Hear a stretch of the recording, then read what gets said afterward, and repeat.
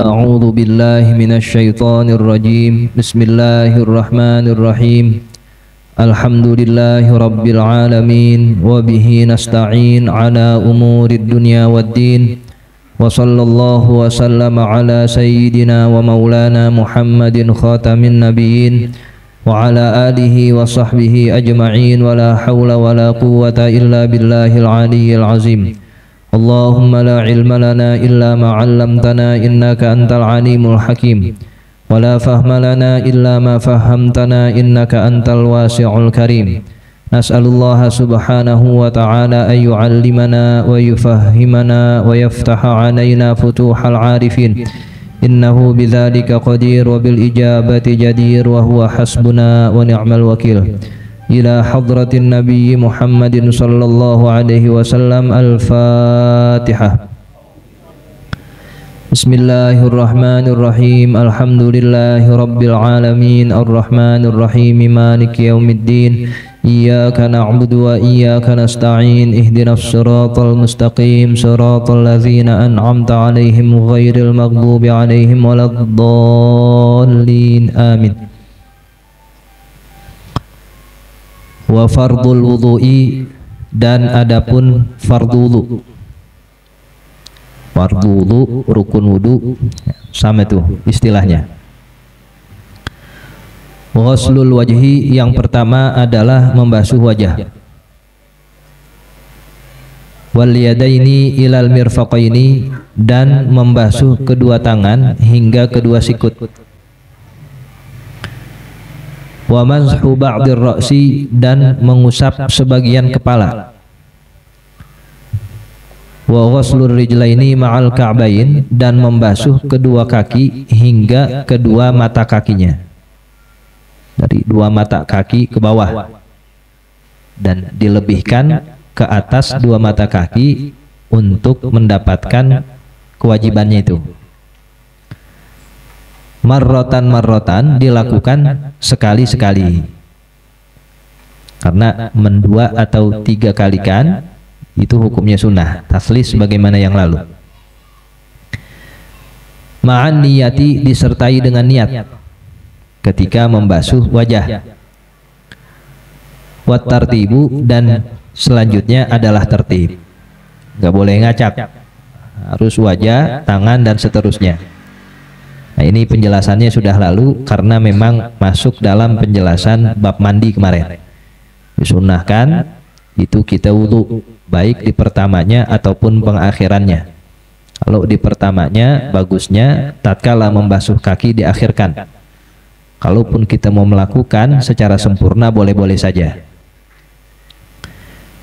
Wa ma adaha sunanun muakkadatun, dan adapun selain fardu wudu di atas, sunanun muakkadatun adalah sunnah-sunnah yang ditekankan. Fadluha katsirun, yang keutamaan sunnah-sunnah itu banyak. Wa thawabuha jazilun, dan pahala mengerjakan sunnah itu jazilun, berlimpah. Jadi di antara fardu-fardu wudu ada kesunahan-kesunahan sangat banyak, sebagaimana yang telah lalu penyebutannya, dari takhlil, taflits, tayamun, basmalah, tasmiyah, siwak, dan seterusnya. Nah, itu semuanya dianjurkan agar kita mengerjakannya sehingga mendapatkan banyak pahala yang berlimpah. Wal mutahawinu biha khasirun, dan orang yang menyepelekan sunnah-sunnah itu khasirun, adalah orang yang merugi.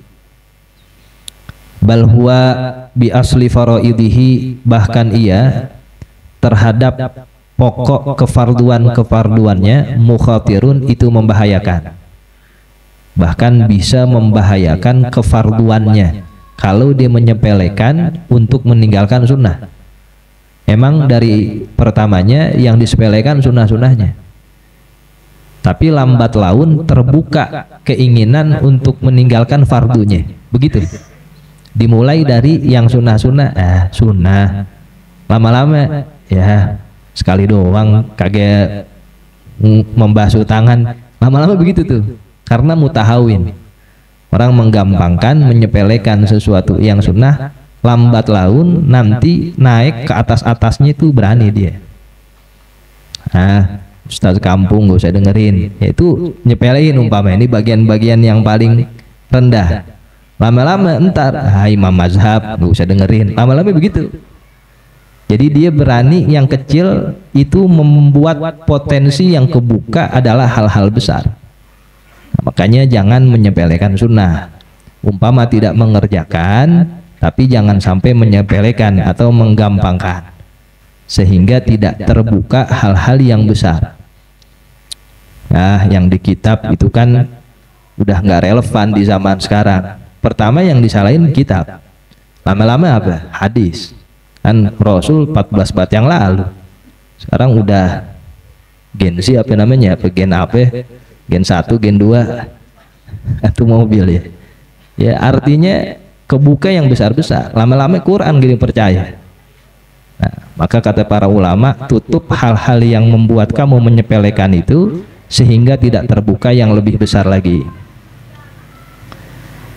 Fa innan nawafila jawabiru lil faraidi, karena sesungguhnya ibadah-ibadah sunnah itu penambal kekurangan bagi ibadah-ibadah yang fardu dari segi pahalanya, tapi dari menggugurkan kewajibannya nggak bisa ditambal sama sunnah. Kita nggak sholat isya nih 4 rakaat, pengen nambel ntar semalam sholat 500 rakaat sunnah, ya nggak bisa. Dari segi kefarduan itu nggak bisa ditambal dengan ibadah sunnah apapun. Tapi umpama ada yang kurang, kita sholat isya nih ada yang kurang khusyuk, ada yang kurang sempurna, nanti yang kurang-kurang itu penambelnya apa qobliyah kita sebelumnya, apa ba'diyah kita sebelumnya, begitu maksudnya ya. Jadi bukan dari segi hakikat fardunya, tapi hal-hal yang kurang di dalamnya. Adabut tayammumi, etika-etika bertayamum. Nah, ini masih urusan bersuci, mulai dari wudhu, mandi, lanjut sekarang tayamum, yang merupakan kekhususan bagi umatnya Rasulullah Shallallahu Alaihi Wasallam. Umat-umat Nabi terdahulu nggak ada yang diberikan bersuci menggunakan debu, tuh nggak ada. Cuman kita satu-satunya umat yang diberikan kekhususan oleh Allah Subhanahu wa Ta'ala, debu bisa dipakai buat bersuci, tapi sebagai bentuk keringanan ya. Kata para ulama, kenapa umat-umat terdahulu tidak diberikan kekhususan dapat bersuci dengan debu atau tayamum sebagaimana kita? Karena saat itu Rasulullah Shallallahu Alaihi Wasallam belum nginjek bumi, belum nginjek tanah. Jadi tanah dulu belum ada keistimewaannya, belum ada kemampuan untuk mensucikan seseorang, belum ada. Tapi tatkala Rasulullah Shallallahu Alaihi Wasallam lahir, dia nginjek tanah, itu tanah beralih fungsi yang tidak berarti apa-apa, asalnya berubah memiliki keistimewaan dan kekhususan, sebab lamsah tersentuh dengan kulit Rasulullah Shallallahu Alaihi Wasallam. Saking mulianya tuh Nabi Muhammad, nginjek bumi aja, bumi jadi bisa alat bersuci. Ya, tentunya dengan syarat-syarat yang ada di dalamnya. Nah, jadi tayamum merupakan khususan bagi kita nih umat Rasulullah yang tidak ada pada umat lainnya. Fa in ajazta an isti'malil ma'i, maka apabila engkau tidak sanggup untuk menggunakan air, artinya kamu tidak mampu menggunakan air dengan berbagai sebab. Yang pertama, umpama li faqdihi ba'da talabi, karena ketiadaan air, di faqdil ma ba'da talabi, setelah dicari itu air. Udah masuk waktu sholat nih, waktu isya dari tadi jam 7 umpama, sekarang udah jam 8 liwat, air di mana-mana nggak ada, udah kita cari, udah kita usahakan. Nah, saat ketiadaan air itu, maka boleh kita menggunakan tanah sebagai alat bersuci yang dinamakan dengan tayamum. Tuh, sebab pertamanya faqdul ma. Yang kedua, auli uzrin min maradin, atau karena kendala dari penyakit. Air sih banyak no di kolam kamar mandi, luber air. Tapi kata dokter, ini penyakit nggak boleh kena air pak. Kalau kena air nanti tambah parah, tambah merusak, sehingga bisa membahayakan anggota tubuh bapak atau nyawa bapak sekaligus. Nah, air banyak banget di kolam. Saat itu dia ada uzur syar'i namanya, satu kendala yang memperbolehkan dia untuk bersuci dengan selain air, ya dengan debu ini ya, caranya bertayamum. Cuman ya, tergantung orangnya. Ada orang yang bandel juga, bandel dalam artian pengen pakai air juga begitu, biar kata dokter nggak boleh kena air, disayang wudhu bisa air banyak, dipakai air juga, sakit-sakit dah. Karena dia yakin jadi sembuh. Ada begitu. Al-Imamul Junaid ya, satu waktu dikatakan oleh dokter, ini bapak penyakitnya nggak boleh kena air. Kalau kena air bahkan tambah parah, bisa melayang nyawa bapak ya, nyawa seorang Syekh Sayyidut Taifah Al-Imamul Junaid. Satu waktu didengarkan begitu, tetap dia berwudu pakai air, diwudu ya, kena itu penyakitnya air, besokannya sembuh. Dia datang lagi ke dokter, dokternya udah pede aja, wah ini sembuh dengerin kata saya kali ini, nggak boleh kena air, dijaga itu penyakit nggak kena air. Ditanya sama dokternya, wahai Syekh, apa yang engkau lakukan sehingga sembuh begitu? Pasti engkau melakukan apa yang saya perintah ya, nggak boleh kena air. Justru kebalikannya, bapak dokter bilang begitu, malamnya saya wudhu aja deh tuh, saya guyur aja deh tuh penyakit, Allah kasih sembuh. Justru kalau saya nurutin kata bapak nggak sembuh-sembuh, tapi kalau saya yakin dengan diri saya, Allah nyembuhin kena air, sembuh juga jadinya, sembuh ya, dia yakin. Kita jangan pakai ngikutin dah, belum yakin ya, dokter bapak jangan makan duren, kalau makan duren tambah apa? Oh iya, nggak boleh makan duren ya. Kita bandel juga nih pengen ngikutin, yakinnya kagak, bener tambah sakit. Beda keyakinannya. Loh, mereka sih di taraf yakin udah luar biasa ya, udah nggak ada lagi dah tuh, segala sesuatunya yang nyembuhin Allah, udah begitu aja. Taraf yakinnya adalah taraf yakin yang sempurna. Kalau mau latihan sih nggak apa-apa, kan kalau tambah sakit jangan salahin aneh ya, dia sih beneran wali Imam Junaid ya. Itu kendala daripada penyakit umpama yang mengharuskan dibersuci dengan tayamum diperbolehkan. Yang ketiga, au limani'in minal wusuli ilaihi min sab'in au habsin, atau daripada penghalang sampainya air kepadanya, kepada orang itu, min sab'in dari binatang buas, au habsin atau dipenjara, lagi ditahan. Kamu nggak wudhu, itu ada air di depan di sumur, dilihat samping sumur macan mulu ya, ada ulernya, ada buayanya, maka bagi dia seakan-akan airnya nggak ada mania'. Mania' itu penghalang, sesuatu yang kita nggak bisa ke sono, aksesnya itu tertutup ya, secara zohirnya emang ada, cuman nggak bisa ke sono. Kalau saya tetap lanjut nih untuk ngambil air di sumur itu, bisa dimakan sama itu macan sama singa. Begitupun orang yang lagi di penjara, aksesnya tertutup. Nah, maka saat itu boleh bagi dia untuk bertayamum meskipun airnya ada, tapi akses untuk air ke tempat air itu sudah tiada. Yang keempat, au kanal ma'ul hadiru tahtaju ilaihi li'atashika aw 'atashi rafiqika, atau air yang ada itu tahtaju ilaihi, kamu butuh kepadanya, li'atashika untuk menghilangkan dahagamu, au 'atashi rafiqika atau untuk menghilangkan dahaga kerabatmu. Air ada nih sebotol, umpama kita wudhu, rapi wudhu kita, cuman kita lagi aus bener nih, nggak ada air lagi selain yang di botol ini. Nah, maka dahulukan minum kita, atau kita sih nggak aus, saudara kita nih, teman yang ikut kita aus bener, boleh kita kasih dia minum itu air, kita wudunya atau bersucinya dengan tayamum. Boleh begitu. Sebab kaidah mengatakan darul mafasid muqaddamun min jalbil masalih. Menahan kemafsadatan itu lebih didahulukan, diprioritaskan daripada mengambil kemaslahatan. Maslahat kita wudu pakai air itu. Cuman kalau kita wudu ada mafsadat, ntar kering tuh tenggorokan, bisa pingsan tengah jalan, bisa tambah lemes, bisa mati umpama. Maka menahan kemafsadatan artinya menghilangkan kerusakan itu didahulukan daripada mengambil kemaslahatan. Ini kaidah yang menyeluruh ya, jadi ada seorang ulama yang bernama Al-Imam Izzuddin bin Abdussalam punya kitab Qawaidul Kubra. Dikatakan semua qawaid fikih, semua qawaid dalam Islam kembalinya ke sini nih, ke satu kaidah ini, yaitu darul mafasidi muqaddamun min jalbil masalih.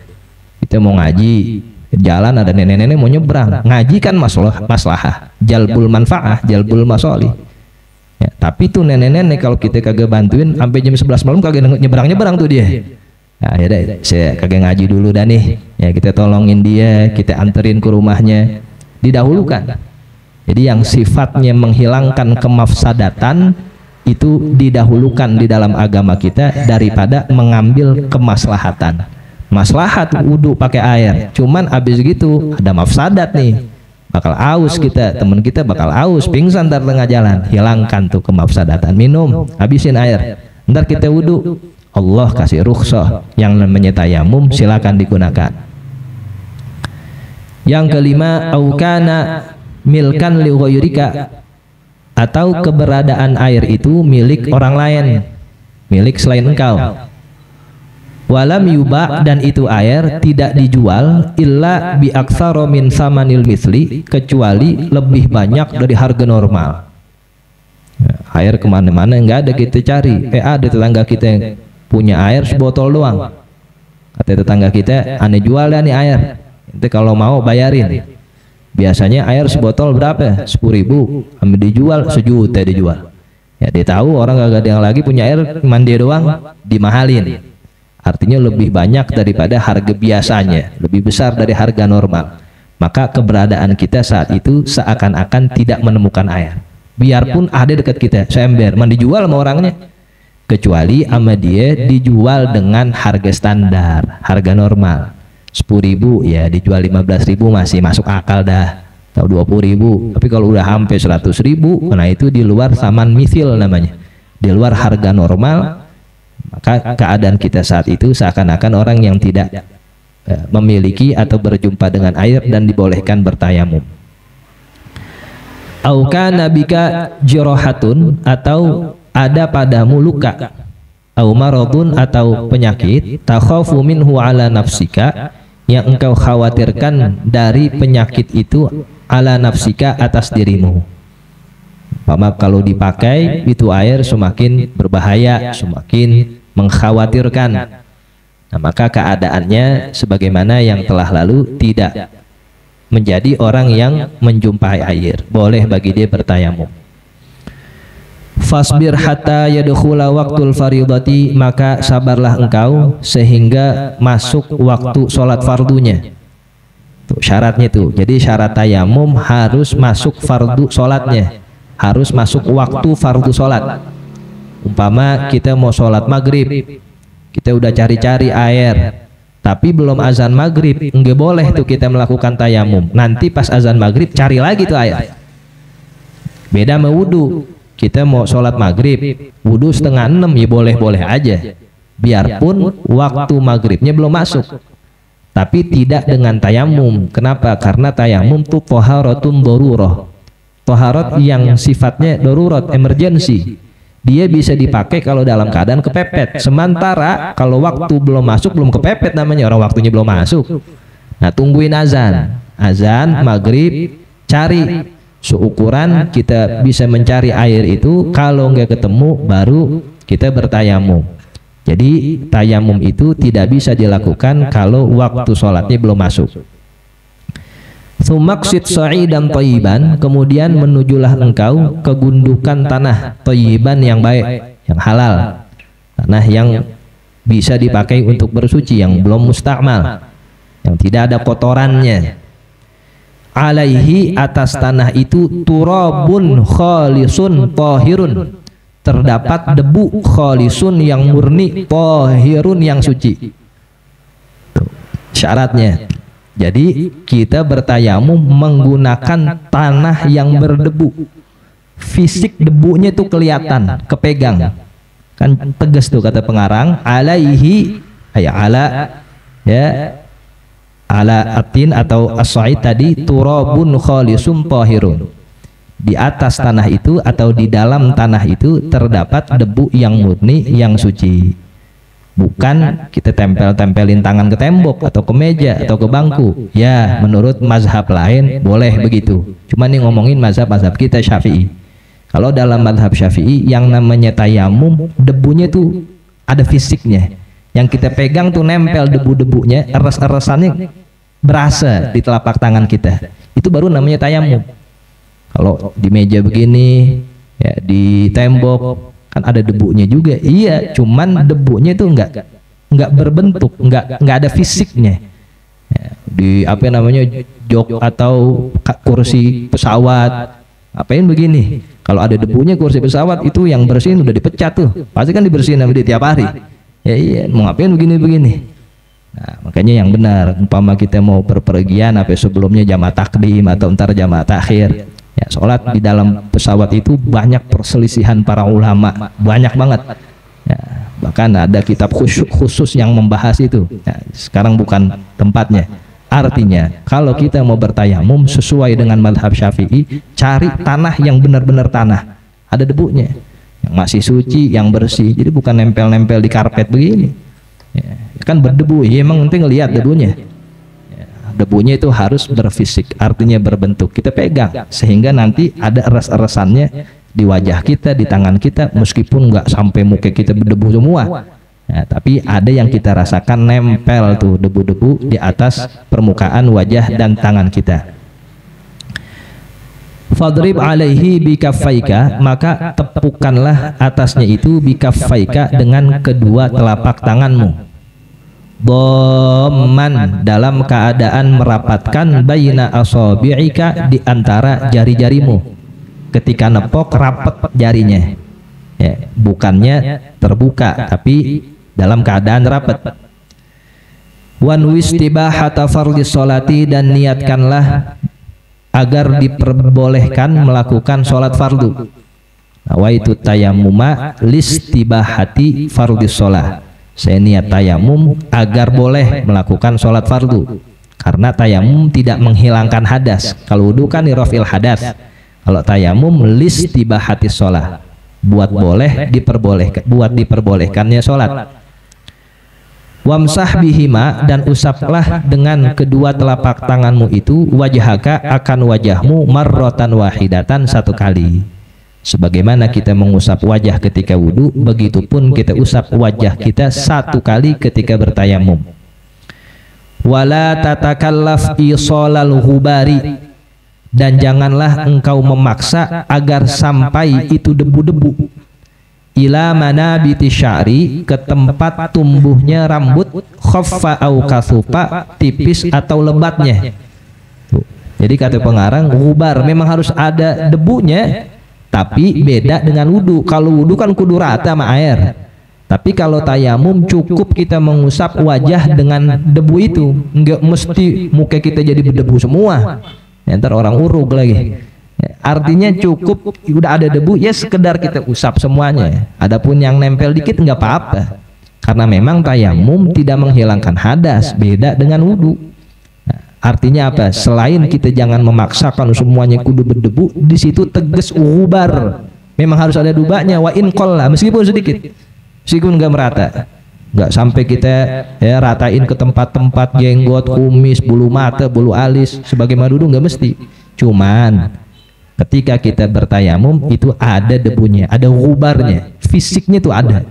Jadi bukan yang gak kelihatan. Ini kan berdebu nih, gelas berdebu, kipas debu. Debu kipas mah debu kotor tuh, bukan debu buat tayamum, memang debu yang mana tadinya dari hawa-hawa yang kotor. Bener tuh, tanah yang ada debu di atasnya.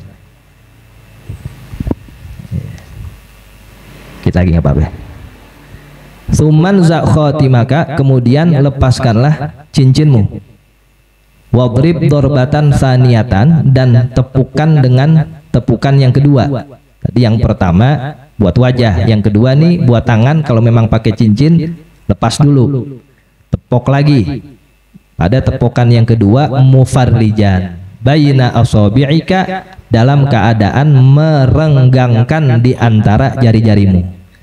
Jadi yang pertama buat wajah, tepokannya rapat jari kita. Yang kedua buat tangan, rada renggangin, jangan gede-gede, normal aja begini.